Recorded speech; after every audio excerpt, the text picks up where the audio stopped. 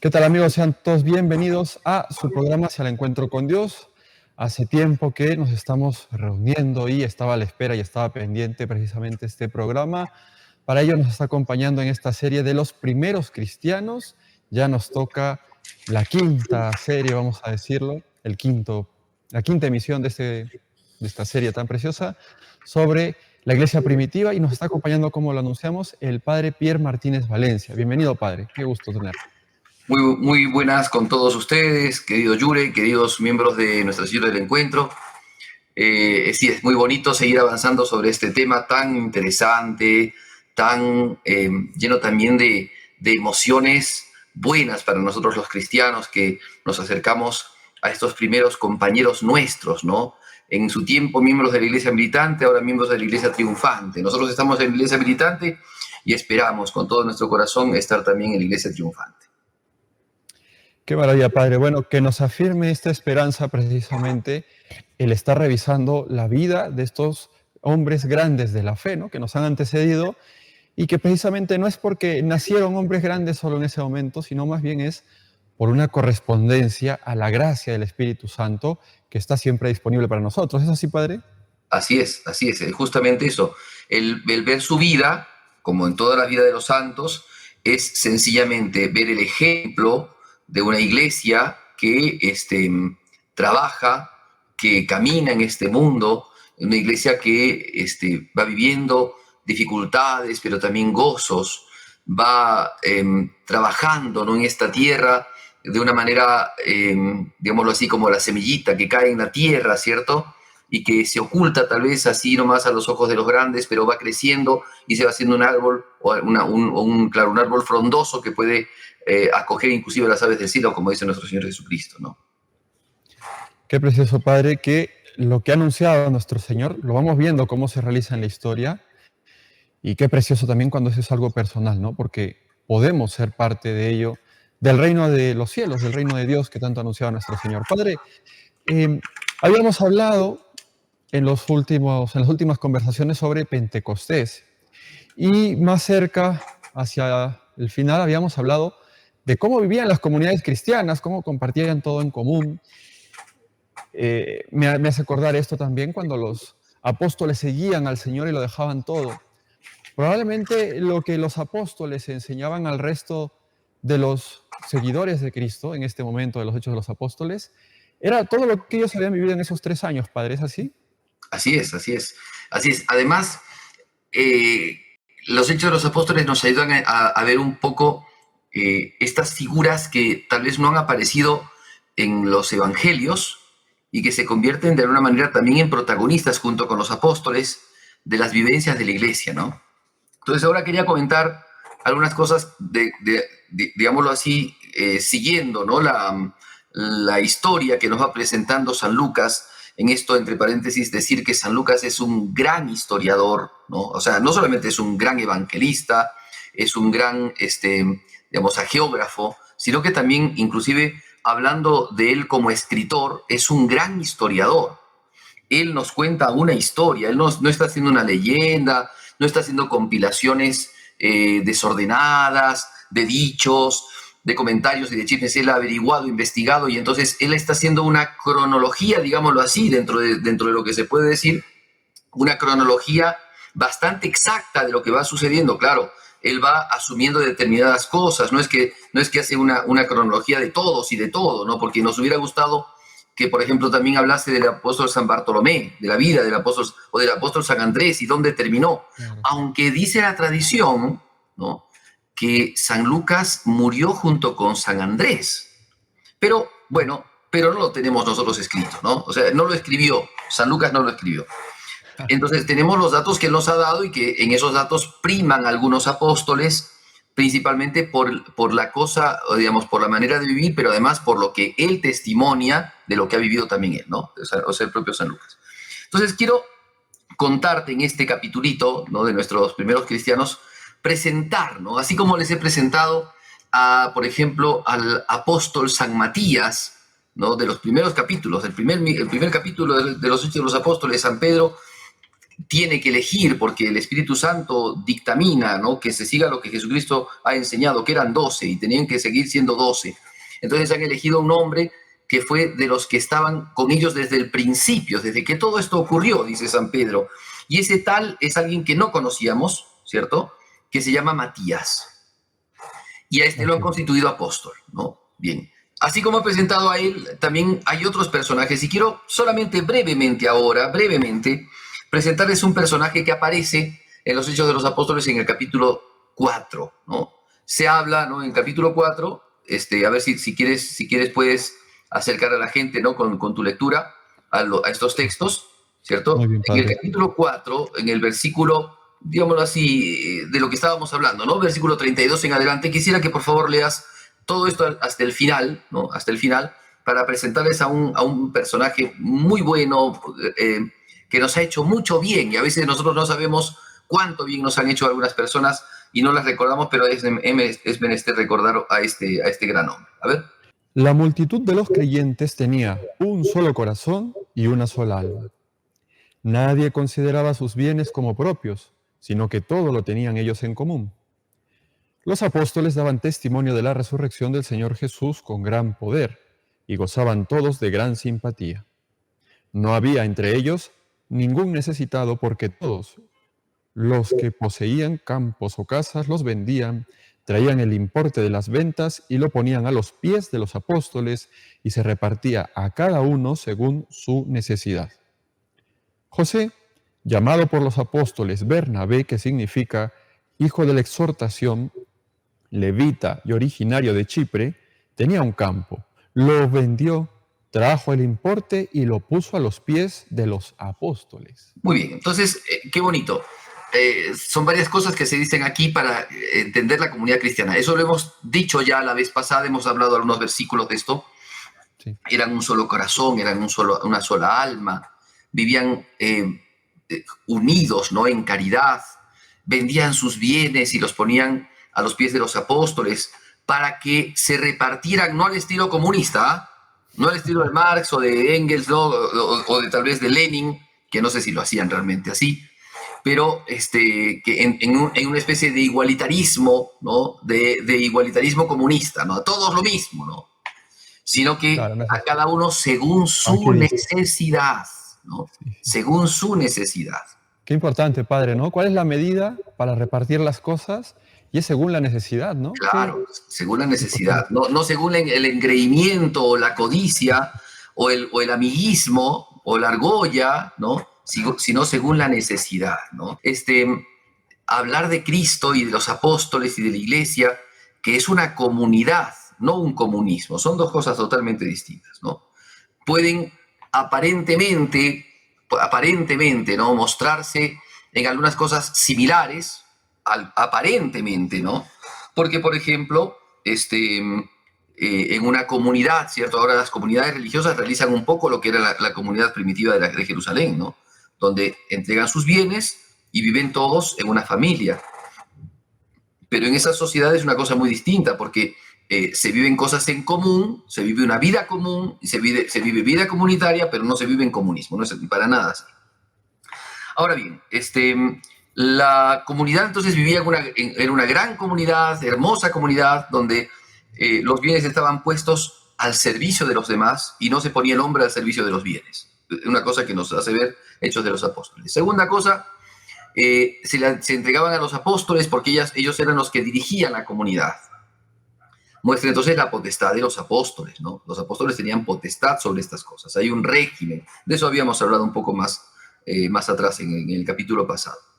Pero además, acá aparece un hombre que les decía, y les quería presentar a este hombre llamado José, pero que los apóstoles le llamaban Bernabé, ¿no?, hijo de la consolación.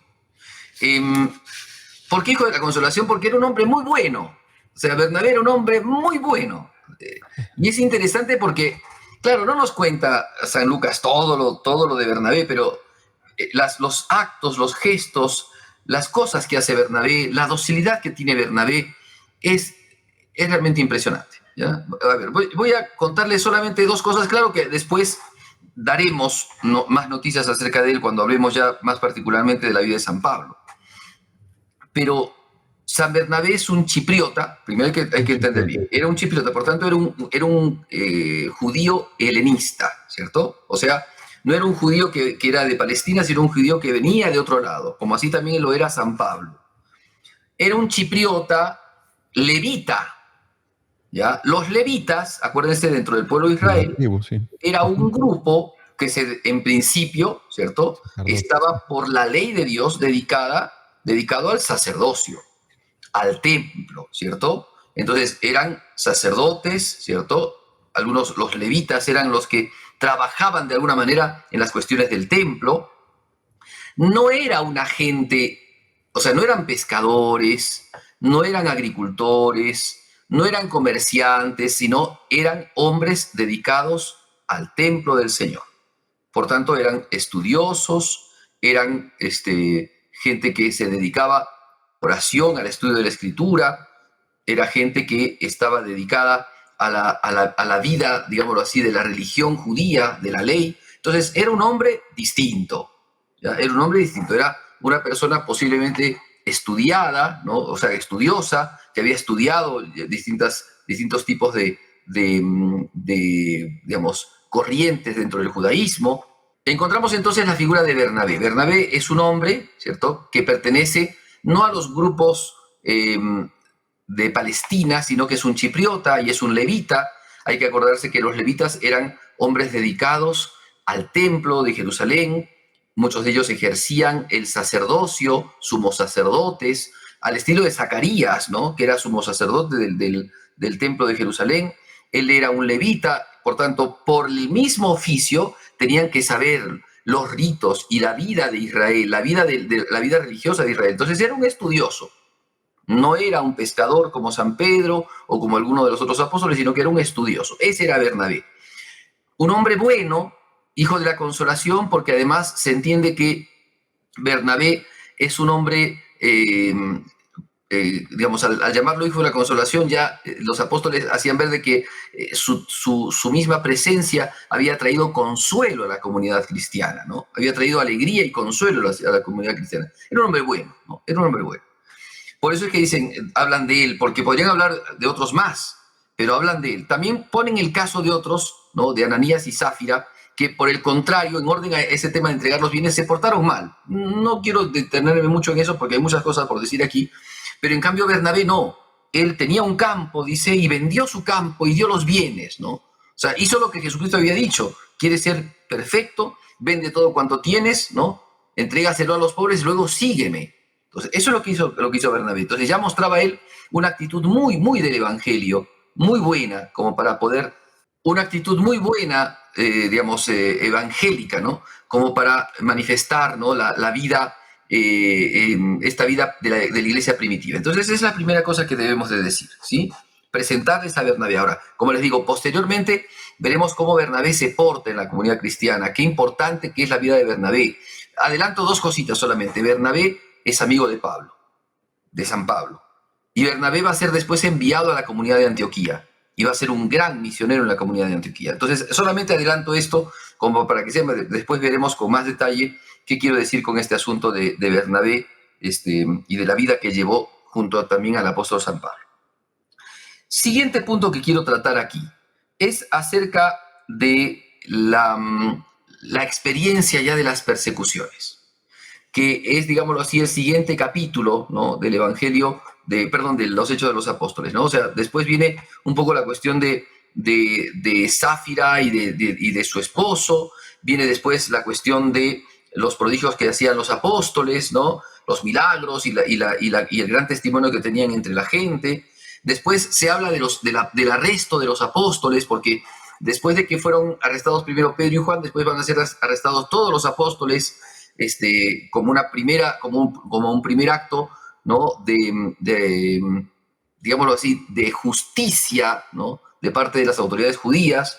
Los buscan a los apóstoles para que se callen, para que no prediquen, porque ya eran incómodos para el pueblo, si bien eran un poco tenidos como hombres muy fervorosos, pero generaba esto mucha incomodidad para los fariseos, para los sumos sacerdotes. Entonces, ¿qué sucede? Que ya aquí son apresados, ¿no?, pero evidentemente por gracia y por digamos, una bondad especial de Dios, son sencillamente azotados y después los dejan en libertad porque tenían temor a la gente, ¿no? Hasta ahí hay Padre Pierre, una primera persecución, una primera cosa, y después ya termina, digamos, digamos, termina este capítulo con esta persecución y con esta liberación de los apóstoles. Hasta ahí, todo tranquilo, todo bien. Es decir, han recibido ya golpes por Jesucristo, pero la comunidad cristiana sigue pujante, ¿no?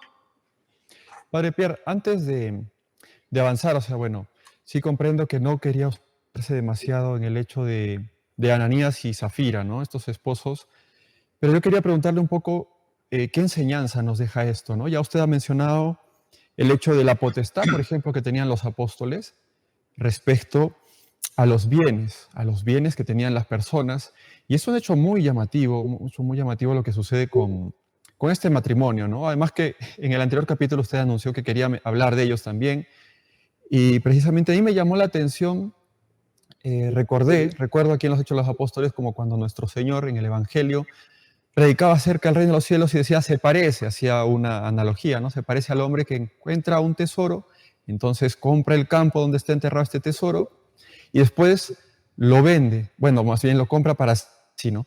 Y también cuando el Señor decía y anunciaba, por ejemplo, al joven rico, le dice, una cosa te falta, anda, vende lo que tienes, porque él estaba pegado a eso también, dalo a los pobres y luego ven y sígueme. Y en el caso, bueno, de este matrimonio, pues mintieron, ¿no?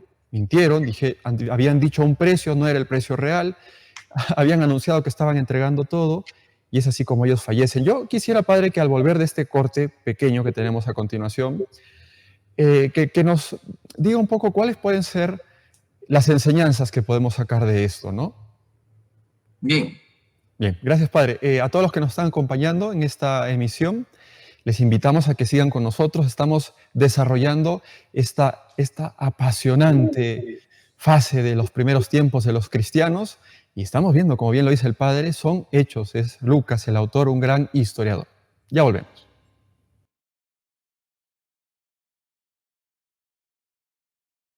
Continuamos con Hacia el Encuentro con Dios. Estamos desarrollando este quinto capítulo sobre los Hechos de los Apóstoles. Hemos empezado en el anterior bloque, solo para aquellos que se acaban de conectar, hemos empezado a desarrollar un poco cómo vivía la primera comunidad de cristianos. El Padre Pierre nos ha desarrollado un personaje muy importante para nosotros, que es Bernabé, un chipriota, levita y otros datos que nos ha dado el Padre. Y también ha mencionado algo respecto a este matrimonio, aunque el Padre quiso saltarlo, pero perdone, Padre, antes de continuar, que toquemos un poco este detalle. Adelante, Padre. Quise saltarlo porque son muchas las cosas que se tienen que decir aquí, ¿no? Y me pareció bueno no tocarlo, este tema, porque ya había hablado del tema de los bienes. Bueno, ¿qué cosas se tiene que decir aquí? Primero, que no estaban obligados los cristianos a entregar sus bienes. O sea, no es como les decía yo en el comunismo, sino que los cristianos, los que querían, daban sus bienes. Los que no querían, no. O sea, no era una cuestión optativa. ¿Cuál es entonces el pecado o la maldad que cometen estos hombres? Es mentirle a Cristo. O sea, Zafira y Ananías tienen un pecado, y el pecado es mentirle a Cristo y a la comunidad cristiana. Engañar, decir, el campo nos ha costado esto, digamos, tenemos tanto dinero del campo, y haberse guardado dinero. De hecho, San Pedro, cuando los encara, que encara primero a Ananías y después a Zafira, les dice, ¿no? O sea, ustedes podrían no haber dado nada, podrían haberse quedado con el campo, pero ¿por qué han engañado al Señor, no? Entonces, eso es el castigo, y el castigo ejemplar que reciben la muerte como castigo, ¿no? En ese momento dice que tanto Ananías como Zafira quedaron muertos, ¿no? En ese momento murieron. Pero ¿cuál fue la razón? La razón no fue robo, ¿no? Porque propiamente tampoco era robo, porque los bienes no eran de los apóstoles, eran de ellos, sino el tema era la mentira, ¿no? La mentira grave de haber dicho una cosa y de haberse quedado con otra. Un cristiano es hijo de Dios y es hijo de la verdad, no es hijo de la mentira. Entonces la mentira no puede rodear la vida del cristiano, aunque se trate de cosas muy particulares, muy menores, que para nosotros, eran sus bienes, sí, pues, pero justamente al ser sus bienes tendrían que haber sido muy honrados, muy honestos, y decir, bueno, les vamos a dar tal cosa y nos quedamos con tanto dinero. ¿Cuál es el problema? ¿Cuál es el drama? No hay ningún problema con eso. Pero justamente ese fue el asunto, ¿no? El haber ocultado, el haber tenido hipocresía, el haberse confabulado, ese es otro tema, el haberse confabulado, ¿no? Entre los dos, porque puede ser que uno haya mentido y el otro no sabía nada, pero entre los dos, o sea, un matrimonio que se hizo una sociedad, no una sociedad conyugal en el amor y en la verdad, sino una sociedad que se unió en la mentira, ¿no? En el querer estafar, en el querer quitarle, digamos, en el querer quitar esa autenticidad en las cosas de Dios, ¿no? Entonces, se trata de esto, ¿no? Se trata de esto concretamente. Sí, Ahora, como les digo, se puede hablar de muchas otras cosas más, de la misma autoridad de San Pedro, porque San Pedro detenta aquí una enorme autoridad como la de Cristo, ¿no? O sea, imagínense qué grave, qué fuerte es la sentencia de San Pedro, que él sencillamente les menciona qué es lo que va a pasar y ¡pum!, se mueren los dos, ¿no? O sea, eso es una cosa que es milagrosa, ¿no?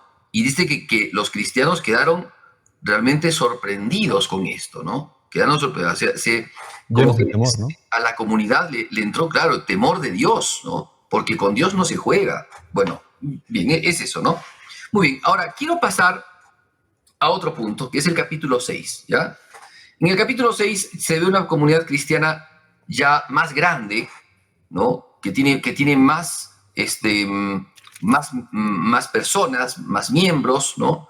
Y que, claro, como muchos son los miembros, entonces es como que empiezan a diversificarse un montón de cosas y los apóstoles como que tienen que dedicarse, ¿no? A cosas que ya son propias, ¿no? Entonces aparecen aquí determinadas cosas que empujan a los apóstoles a ejercer su autoridad nuevamente y a elegir a hombres que se dediquen a determinados puntos, a determinadas cosas que los apóstoles ya no podían hacer. Entonces, a ver, empecemos un poco con el capítulo 6, versículo 1, Yure. Sí, padre, con todo gusto, gracias. A ver, por aquellos días, al multiplicarse los discípulos, hubo quejas de los helenistas contra los hebreos, porque sus viudas eran desatendidas en la asistencia cotidiana. Los 12 convocaron la asamblea de los discípulos y dijeron: no está bien que nosotros abandonemos la palabra de Dios por servir a las mesas.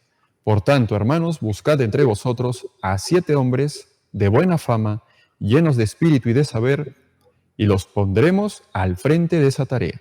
Muy bien. Mientras que... Hasta ahí nomás, hasta ahí nomás. Muy Hasta ahí bien. nomás. Entonces, encontramos aquí una comunidad, como les decía, grande ya, una división que interesante, porque también en esto hay que siempre mirar, observar lo que nos dice la Sagrada Escritura. Los apóstoles se encuentran en una disyuntiva porque en la comunidad cristiana se está dejando de atender a las viudas helenistas. O sea, no era todos en realidad, eran las viudas helenistas, claro, porque los hebreos eran los dueños de casa. Recuerden ustedes que habían venido muchos judíos helenistas, o sea, venían de otras ciudades, de otras localidades, del mundo gentil, pero eran hebreos, hebreo-cristianos, ¿cierto? Ahora, llama la atención de que inclusive entre los muchos, a mí me hace recordar a veces, ¿no? A veces en algunas misas de difuntos, cuando vienen los deudos del difunto, los parientes, ¿no? Y es una misa donde va también otras personas. Y entonces los parientes de los difuntos, cuando llega el saludo de la paz, solamente se dan la paz entre ellos, ¿no? Y no hay otros más, no hay otros cristianos más. Entonces, entre ellos nomás se abrazan, se dicen, se saludan, y después la otra gente nada, ¿no? Lo cual está mal, ¿no? Porque el saludo de la paz es un saludo litúrgico que no se hace solamente con la familia, que se hace con todos, pero el hacerse con todos es un signo de hacerlo con las personas que están a derecha e izquierda, nada más, sin moverse ni hacer cosas aparatosas ni ostentosas. Pero me hace acordar esto, ¿no? La comunidad cristiana, por más cristianos que somos, por más bautizados y miembros del cuerpo místico que somos, aparecían los amiguismos, ¿no?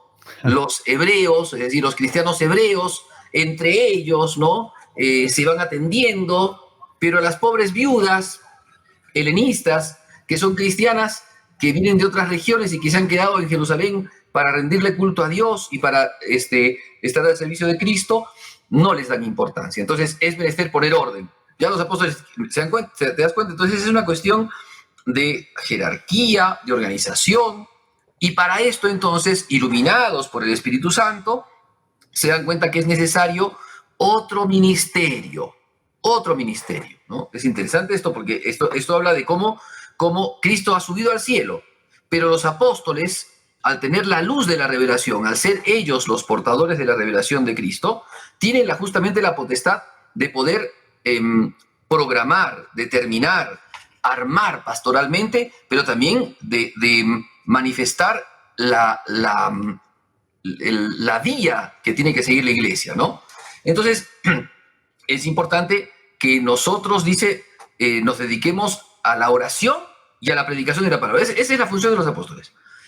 Y esto también es importante, porque aquí se ve claramente que los apóstoles no bautizaban así nomás. Ellos no bautizaban. O sea, si bien fueron invitados ellos por Jesucristo, ¿no? Va a ir por todo el mundo a predicar el evangelio y a bautizar, sin embargo, la función de ellos era el anuncio de la palabra, ¿no? La función de ellos era la oración y después era el dar la confirmación y el sacramento del orden. Eso se ve en los hechos de los apóstoles. Serán después los diáconos los que bauticen, ¿no? Tenemos un caso cuando, por ejemplo, Felipe bautiza al etíope, ¿no? O cosas así, pero normalmente los apóstoles, normalmente los apóstoles no bautizaban, ¿ya? Bautizaban los otros ministros. Ellos se dedicaban al anuncio de la palabra. Ellos eran como los anunciadores de primera mano de la palabra de Dios. Y eran los que enseñaban la palabra de Dios. Después la comunidad cristiana, con sus presbíteros, con los obispos que ya dejaban, ellos sí se encargaban de la administración de los demás sacramentos, excepto el sacramento de la confirmación y del orden, que por supuesto después delegaban a los obispos para estos sacramentos, ¿no? Pero eran ellos los que se dedicaban a la predicación de la palabra de Dios. Muy bien. Ahora, claro, padre. Entonces, pero antes que continúe, bueno, es que llama mucho la atención, ¿no? Cómo va poniendo Dios el orden allí, de verdad que es hermoso, padre. Cómo la iglesia, o sea, aquí en los Hechos de los Apóstoles, como usted acaba de mencionar, se comprueba, ¿no? Esta autoridad apostólica y también que la iglesia no es una cuestión estática, ¿no? Que la iglesia, pues el Señor, el Espíritu Santo quieren llevarla por un camino con ciertos cambios, como esta creación del nuevo ministerio, que puede decir, ¿a quién se le ocurrió? Es un invento de la Iglesia Católica, ¿no? Obviamente, después la Iglesia Católica, la iglesia que fundó Cristo, es inspiración del Espíritu Santo, es necesario el diaconado. Y también lo de la tarea de los apóstoles, ¿no? Por algo son testigos, por algo San Pedro dice, pues tiene que estar entre nosotros uno que estuvo desde el bautismo hasta cuando nuestro Señor fue llevado al cielo. Entonces, va calzando todo, pero de una forma perfecta que la imaginación humana no alcanza a inventos tan perfectamente calzados. Claro, y es en realidad o sea, no es una creación de algo nuevo, no es la formulación, o sea, claro, como ministerio aparece una ordenación nueva, porque en principio están los apóstoles y están los presbíteros, pero no habían diáconos. Entonces, aquí aparece esto como algo nuevo, pero realmente es algo que Jesucristo había mandado, que sean servidores, ¿no? Porque la palabra diácono significa servidor. Entonces, Jesús se había puesto a servir. Eso es parte de la vida de la iglesia, la diaconía. Por tanto, expresa también una realidad del mismo Cristo, ¿no? Que vino a este mundo no para ser servido, sino para servir. Entonces, la diaconía expresa también una identificación con Jesucristo pastor. Porque los diáconos también forman parte, ¿no? Participan, ¿no? de la función pastoral de Jesucristo, es decir, del pastoreo que hace Jesucristo por las almas, en un grado menor, que es el grado del servicio, de la atención, ¿no? Bueno, entonces hasta allí creo que ya está. Después se pone un elenco, ¿cierto? Se eligen a 7, que son los 7 diáconos, ¿no? Y entre ellos va a aparecer mucho la figura de Felipe, ¿cierto? La figura de Esteban, ¿ya? A ver, si quieres léela para nombrarlos, es en el capítulo 6, versículo 5. La propuesta le pareció bien a toda la asamblea y eligieron a Esteban, hombre lleno de fe y de Espíritu Santo, a Felipe, a Prócoro, a Nicanor, a Timón, a Pármenas y a Nicolás, prosélito antioqueño. Los presentaron a los apóstoles y habiendo hecho oración, les impusieron las manos. Así es. La palabra de Dios iba creciendo, el número de los... Sí, dígame, padre. Sí, interesante. El número de los discípulos se multiplicaba. Sí, interesante el nombre de Nicolás, que era prosélito antioqueno. Ya. Antioqueño. A ver, como no se puede hablar de todo, pero sí es interesante, por ejemplo, hablar de este hombre, un poquito nada más, solamente les voy a mencionar, ¿cierto? Que en el libro del Apocalipsis, ¿sí? Aparece este nombre en el capítulo 2, versículo 6 del Apocalipsis. A ver, por favor, léelo, capítulo 6. Tienes en cambio a tu favor que detestas el proceder de los Nicolaitas, que yo también detesto. Muy bien, y en el capítulo 2, versículo 15. Así tú también mantienes algunos que sostienen la doctrina de los Nicolaitas. Ajá, bien. Entonces, claro, el apóstol y evangelista San Juan está hablando de una doctrina, de unos llamados Nicolaitas, ¿no? Nicolás era un prosélito de Antioquía, o sea, no era judío, era un gentil. ¿Qué Que significa había entrado prosélito, padre? a la iglesia como prosélitos. Los prosélitos eran los que pertenecían a otra cultura, cierta otra raza, pero empezaban a vivir la vida judía, ¿no? Esos eran los prosélitos. Nunca llegarán a ser judíos, pero siempre son afectos, ¿no? Son afectos a los ideales de los judíos. Ese era Nicolás. Nicolás después se aparta de la fe. O sea, uno de los diáconos se aparta, se hace un hereje y lleva consigo un grupo de cristianos. Miren ustedes cómo se dan cosas en la iglesia, ¿no? Cuando no se vive bajo la obediencia de la fe de los apóstoles, se aparta, entonces se vuelven este grupo pernicioso, herético, al cual denuncia el mismo San Juan. Los ¿Ya? Nicolaitas. Era un diácono, Nicolás, dentro de los 7, ¿no? Muy bien. No sé si nos queda tiempo, si no ya empiezo en el próximo bloque sobre el personaje que voy a hablar, que sí voy a determinar un poco más en él. Sí, nos queda un minuto, así que padre, vamos a mejor ir a la Ya. pausa, como usted invita. Perfecto. A todos los que nos están sintonizando, pues ya lo saben, estos programas nos ayudan a conocer más nuestra identidad, a poder identificarnos mejor con qué es aquello que queremos ser. Parece que nos hemos olvidado a lo largo de la historia, o más precisamente en la actualidad tenemos que hacer muy presente quiénes somos, qué cristianos tenemos que ser. Te invitamos a compartir este programa a través de los distintos espacios. Estaremos también en el YouTube NSTV Perú, desde allí lo pueden compartir, y desde otras plataformas también de NSE. Ya regresamos después de esta breve pausa.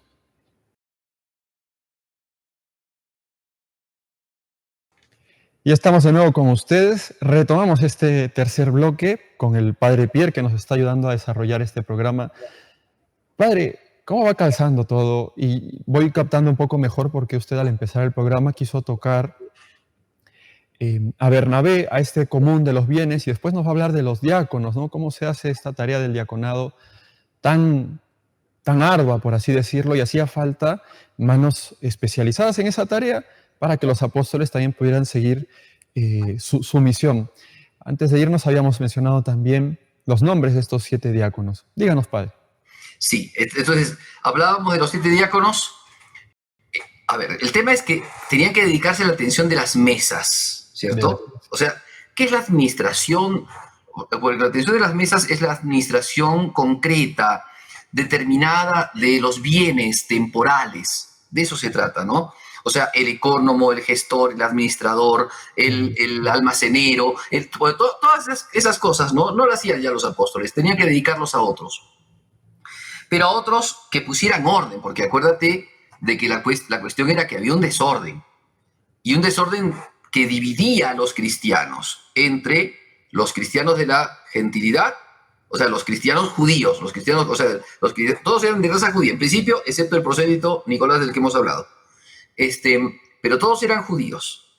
Pero algunos judíos venían de la gentilidad, o sea, habían vivido en el mundo pagano y estaban en Jerusalén viviendo la experiencia cristiana, y otros judíos eran judíos de Palestina, como los apóstoles y muchos otros, que vivían en la Tierra Santa y eran como los anfitriones, ¿no? Bueno, entre los anfitriones y los visitantes, ¿cierto?, se daba una especie de división. Y siempre, ellos lo tenían por judíos. O sea, no lo tenían por cristianos, sino por judíos. O sea, mira cómo, si bien el evangelio llega y se arraiga, pero cómo hay que también uno ir purificando. San Pablo dirá después, ya no hay ni judío ni gentiles, que inclusive entre los judíos había división. Ya no solamente que era el judío y el pagano, sino entre judíos. Los judíos que tienen olor a pagano, hay que tenerlos en menos que los judíos que tienen olor a palestino, ¿no? Entonces, esa era la división. Entonces, los diáconos tienen que poner orden en eso. Su función es una función, por supuesto, práctica, ¿no? Porque la función apostólica era la función de la enseñanza. La función de los diáconos era poner en práctica esto. Por tanto, exhortarlos, ayudarles y también trabajar en las cuestiones particulares, ¿no? Es bueno esto porque habla de la función diaconal de la iglesia, que es esa función práctica, caritativa, que consiste en cumplir con las obras de misericordia, las corporales y las espirituales, ¿no? Esa es la diaconía de la iglesia, que en principio fue encargada, ¿no? El ejercicio de esta diaconía a estos hombres, a estos 7 hombres. Ahora, me gustaría que leas los versículos 6, ¿no? del capítulo 6 y 7, para que entendamos bien la figura de los diáconos. Los presentaron a los apóstoles y habiendo hecho oración, les impusieron las manos. La palabra de Dios iba creciendo, el número de los discípulos se multiplicaba considerablemente en Jerusalén, también una gran multitud de sacerdotes iba aceptando la fe. Mira qué interesante, ¿ok? Interesante. Vamos por partes. Primero, si se dan cuenta, así como con el caso de Matías, los que son los apóstoles, ¿no? Para poder aceptarlo, no solamente lo aceptan, sino que van a hacer con él un rito. Van a imponerle las manos. Él no es apóstol, ahora va a empezar a ser apóstol. ¿Cómo se hace para que uno sea apóstol? ¿Se entiende? Entonces va a haber una cuestión acá. O sea, imponer las manos es conferir un poder, entregar un poder. En el caso de los diáconos va a ser lo mismo. O sea, los diáconos no van a ser elegidos diáconos. ¡Ay, listo! Eligieron diáconos como que elegimos alcalde, ¿no? Votamos y elegimos alcalde. Entonces el alcalde se pone la banda, ¿no? No es así. En la elección católica, la elección se da por los fieles presentan, los apóstoles son los que confirman la elección y después les imponen las manos. En la imposición de las manos se da ese conferir el poder para realizar la acción que tienen que realizar. No la acción, porque había una diferencia entre la acción apostólica y la acción diaconal. Los apóstoles dedicados a la palabra y a la oración. Los diáconos dedicados a la atención de las mesas. Para que se dediquen a esto, se les ordena, ¿no? Se les impone las manos. Es importante porque esto marca justamente la vida de la iglesia. La iglesia trabaja así. Por eso es que cuando uno ve a los protestantes, ¿no? Que se hacen pastores, como el alcalde que es elegido y que se elige así, y qué sé yo, ya me pongo la banda, y no tienen la imposición de las manos, no hay quien les confiera esto, sino se abrogan a sí mismos algo que no les corresponde, ¿me entienden? Son totalmente antibíblicos, y es interesante, ¿eh? Porque este tema de ser antibíblico, a mí me lo reclaman a cada rato. Cuando yo, por ejemplo, pongo algunos videitos o cosas así en las redes sociales, usted es un engañador de la gente, no les mienta, todas estas cosas son antibíblicas. Miren, ya el hecho de que ellos ejerzan, póngase, esa diaconía de predicación, eso es antibíblico, porque así no hace la Biblia. ¿Ok? Si uno lee la Biblia, ya uno se encuentra con cosas así. Y para que ellos reciban eso, tienen que recibirlo de una autoridad. Y esa autoridad la puso Cristo y en sus sucesores, ¿no? Es importantísimo, ¿ya? Muy bien, eso, no sé, podríamos hablar un poco más acerca de este tema, pero vamos ya al concreto. Yo quería hablar hoy día de manera principal de un personaje, que es Esteban, ¿ya? Uno de los 7 diáconos, ¿ya?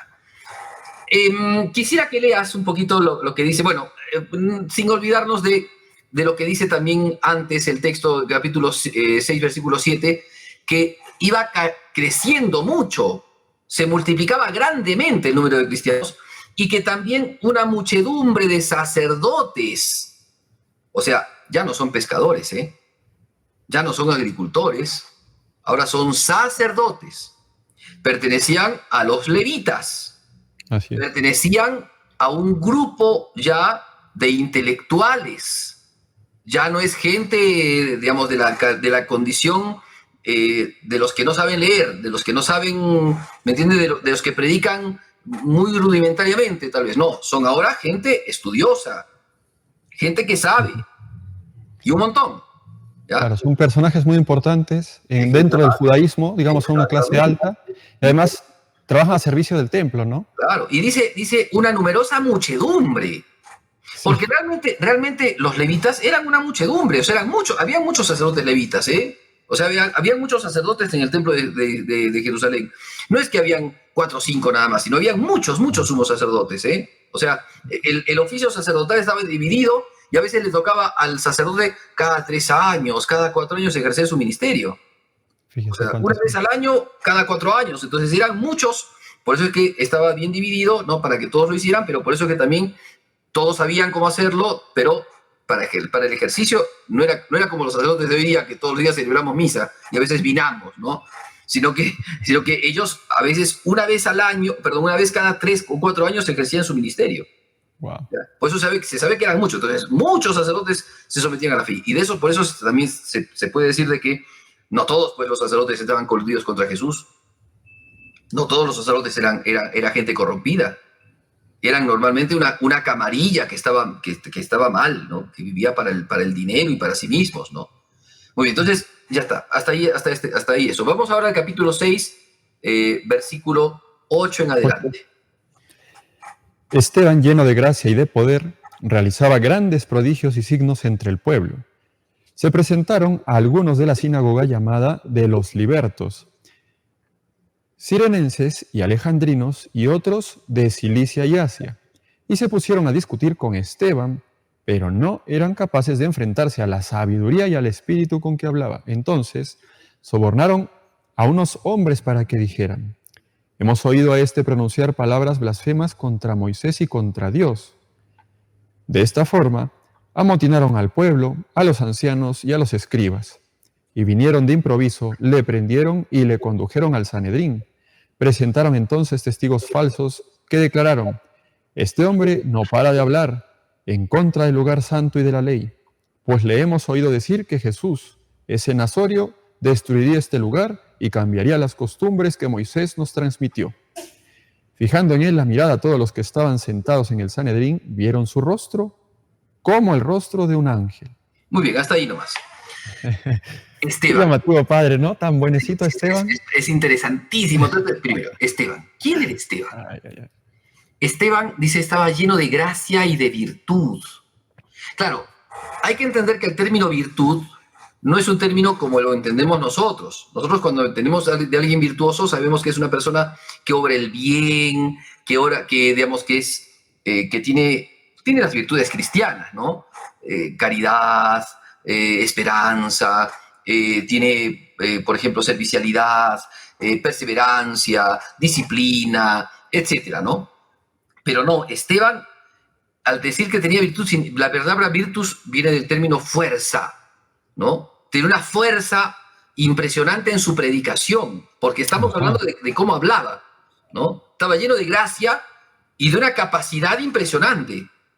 O sea, esto habla de que era un hombre que tenía una gran sabiduría, una gran ciencia, una gran capacidad dialéctica. Era un orador impresionante, Esteban. ¿Ok? Era un orador impresionante. O sea, los apóstoles ya habían hablado, estaban hablando, predicaban el Evangelio, pero Esteban brillaba. Ahora, me sirvo yo de un libro, que es un libro de la vida de San Pablo, del padre Holzner, que tiene que ser de las mejores biografías. Yo esto lo he preguntado a varios biblistas y me dicen, esto es lo mejor. Holzner es lo mejor. En la vida de San Pablo, para conocer la vida de San Pablo, es lo mejor. Bueno, entonces este sacerdote habla de Esteban, porque dice él, en su hipótesis, ¿no? Dice que San Pablo le va a pesar muchísimo la muerte de Esteban, porque él tenía, acuérdate que él va a tener después los mantos, ¿no? Porque cuando Esteban es apedreado. Dice, San Pablo le va a tener o sea, va a tener mucho dolor del corazón por la muerte de Esteban, porque San Pablo, al parecer, tiene que haber sido compañero de Esteban de estudios. O sea que porque Esteban no era, o sea, al decir que era un hombre virtuoso, ¿se entiende? Nuevamente vuelvo a decir, esa virtud no se refiere a la virtud griega, ¿no? Al término griego de virtud, sino era el término, digámoslo así, bíblico de virtud. Era fuerte como Sansón, pero no en la fuerza física, sino en la fuerza intelectual. O sea, era un sabio, Era un tipo capo, digamos, un jefecito hablando de la Biblia, hablando de la Sagrada Escritura, hablando de la ley, sabía un montón, sabía un montón. Ese era Esteban. Y dice, ¿no? Y dice, él estaba predicando en la sinagoga de los libertos, sirenenses, alejandrinos, ¿no? Y disputaba con Esteban. Posiblemente en esa sinagoga estaría también San Pablo. Porque acuérdense que San Pablo no era un liberto, ¿no? Pero era un hombre que, digamos, estudiaba para ser fariseo, o sea, para ser rabino, perdón. Era un fariseo que estudiaba para ser rabino y era de la diáspora. O sea, posiblemente haya estado como maestro en esas sinagogas. No como un fiel, sino como un maestro en esa sinagoga. Porque de alguna manera también los hacían trabajar así a los que estudiaban la fe judía, ¿no? La ley judía. Iban como maestros a distintas sinagogas en Jerusalén a predicar, ¿no? A dar las enseñanzas de la ley. Entonces, posiblemente así haya sido la controversia con San Pablo. Por eso que San Pablo está presente y les tenía los mantos. ¿Ok? Entonces, pero nadie puede con él. El mismo San Pablo no puede con él. Y habían sido posiblemente compañeros, dice el padre Holzner, eran conocidos y compañeros en la escuela de Gamaliel. De Gamaliel. Y entonces, pero Esteban descollaba y nadie podía rebatirlo, nadie con la ley podía decirle nada. Y él rebatía, pero a todos. O sea, los argumentos de Esteban no tenían manera de ser refutados. No lo pudieron callar. Por eso es que se llenan de odio, de envidia, ¿no? Y al no poder resistir a sus palabras, calumnias contra Esteban, ¿no? Sí, Ahí estaban ellos. Mira qué interesante, ¿no? Cómo es esa figura espléndida de este hombre que, como dice al final, veía en su rostro y parecía el de un ángel, ¿no? Impresionante. Bueno, veremos después el martirio de Esteban, pero creo que es importante ya esto como para que se den cuenta de cómo va este asunto y cómo ya aparece aquí también la figura de San Pablo, ¿no? Primero como perseguidor de la iglesia. Sí, padre, es muy, muy llamativo, ¿no? Bueno, además que llamativo, qué precioso, padre, que nos quede muy claro, ¿no? En este momento hay un cambio, ¿no? Se gesta un cambio porque los cristianos hemos sido, como usted lo decía, parte del judaísmo, incluso en cierta parte dice eran estimados por todo el pueblo, los cristianos, vivían alegremente. O sea, cuenta cómo eran los días entre los cristianos antes de todo esto, y con lo que ocurre con Esteban, inicia una persecución sangrienta, una persecución a muerte. O sea, es un momento de inflexión, digamos, ¿no? De cambio con gran fuerza. La vez pasada, padre, cuando usted nos decía cómo se incrementó el número de los apóstoles, nos mencionó que eran 120, después 3.000, después algo más, creo que 5.000. Y usted nos mencionó también que habían pasado hasta cierto momento como 5 años. No sé cuánto tiempo habría pasado hasta esto de lo de Esteban, padre. Sí, más o menos. El tema es que, a ver, para las autoridades, los cristianos eran muy incómodos, porque los cristianos les recordaban la muerte de Cristo, que estaba fresquita. Así es. Sí, ellos mismos eran los culpables de haber mandado a matar a Jesús. Y los apóstoles se lo dicen en la cara. En la cara. Sí. En la cara se lo dicen. O sea, ustedes, ¿no? Ustedes mataron a Jesucristo. Nuestras autoridades, ¿no? O sea, nadie los culpa, pero nuestras autoridades no reconocieron al Señor. Entonces, eso era una tremenda molestia para los sumos sacerdotes, para los escribas, para todos los que instigaron, los miembros del Sanedrín y los que estaban a su lado. Para todos ellos era un incómodo. Para el pueblo hasta ese momento no había un serio problema con Jesucristo, porque como les dije, los judíos católicos vivían la ley, practicaban el sábado, sus hijos eran circuncidados, iban a las sinagogas, ¿no? Y después ellos se juntaban para hablar del Evangelio de Jesucristo, ¿no? Entonces todas esas cosas están presentes allí. Hasta ahí todo muy bien. Pero como siguen siendo un estorbo los apóstoles, entonces primero agarran a San Pedro y a San Juan. No queremos que prediquen de él. No podemos negar, no podemos impedir predicar, porque hay que obedecer a Dios más que a los hombres. Después los agarran a todos. Los encuentran predicando y los agarran a todos y los llevan presos. No les hemos dicho que no tienen que predicar de ese hombre, es que no podemos callarnos, no podemos dejar de predicar. Entonces los mandan a azotar. Pero saben que el pueblo, que mucha gente del pueblo, pues tú imagínate 5.000, 6.000, 7.000 personas que ya están en Jerusalén, ¿no? Y que son cristianos, ya saben que, o sea, no es lo mismo. No es lo mismo que el grupo digamos, de galileos que han llegado cuando Jesucristo murió. No es lo mismo. Entonces los mandan a azotar y los sueltan, ¿no? Bien, entonces, pero se ha incrementado el odio de los sumos sacerdotes, ¿no? De los miembros del Sanedrín, se ha incrementado contra los apóstoles y contra los discípulos. Ahora, faltaba la gota que rebalse el vaso, ¿no? Y eso es la calumnia. Porque así como a Jesucristo digamos, atenta contra él por calumnias, ahora calumnia. Están hablando, ahora estos cristianos están hablando mal de Moisés y de la ley. Lo mismo que decían de Jesús. Pues ya lo habían dicho de Jesús, ahora lo dicen de ellos, ¿no? Entonces es la misma tónica, es la misma sentencia, es la misma calumnia, ¿no? Se opone a la ley, se opone a Moisés, se cree más que la ley. Bueno, a los apóstoles se oponen a la ley por creer en Jesucristo.